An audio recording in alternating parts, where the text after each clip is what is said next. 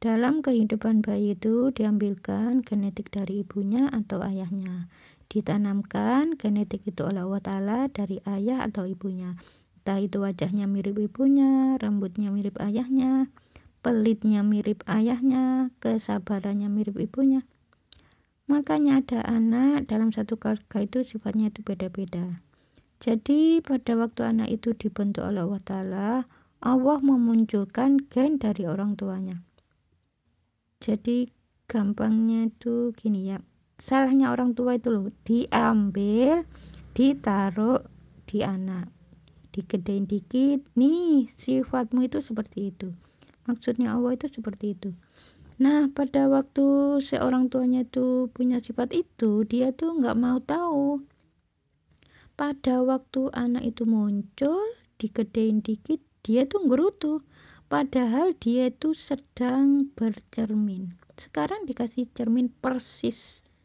Nah, disitulah sebenarnya genetik itu diambil oleh Allah Ta'ala, dimasukkan, dijadikan itu sifat.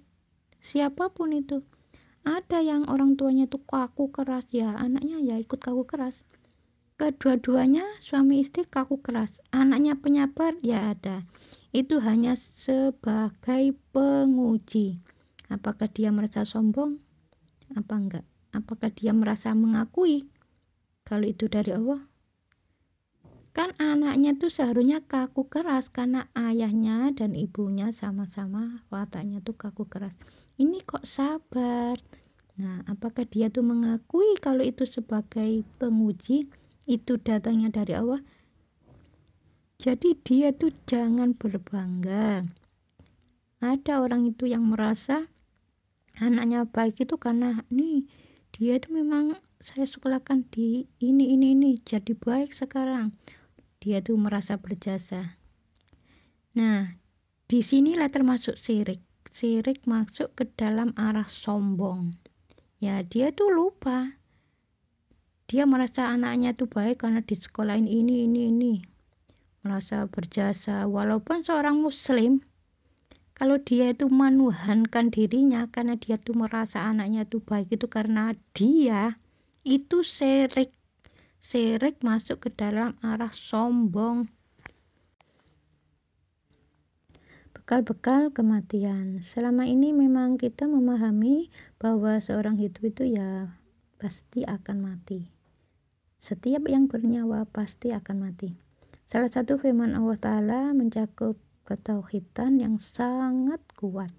Inna sholati wa nusuki wa mahyaya wa mamati lillahi rabbil alamin.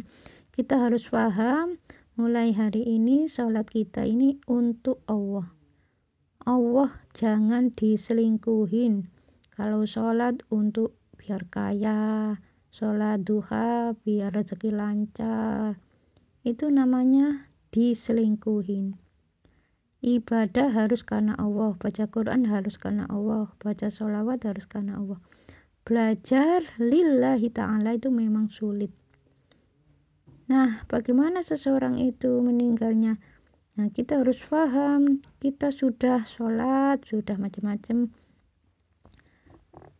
Salah satu ayat ini menceritakan tentang wala tulqu bi'aidikum ila tahlukati wa ahsinu innallaha yuhibbul muhsinin.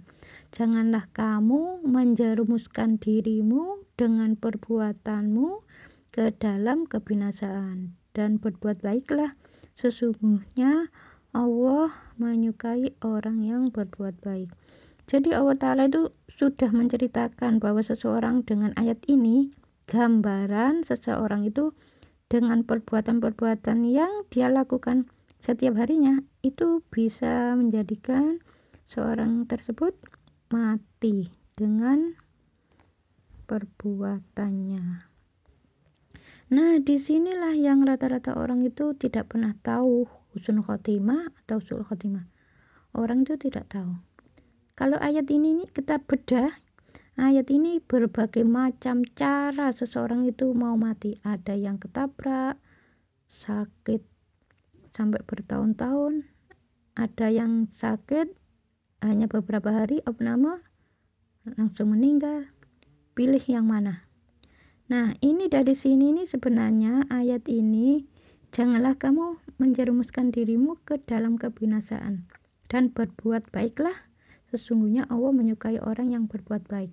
Nah, di sini berbuat baik ini mengikuti kembali kepada Quran dan Sunnah.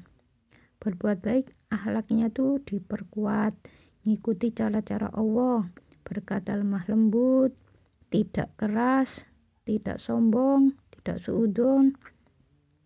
Selain itu, puasa, berhaji, sholat, kita lakukan semuanya. Inilah bekal kematian. Karena kita ini tidak tahu kapan kita ini meninggal, tidak tahu, itu rahasia Allah. Jadi ya harus siap-siap aja.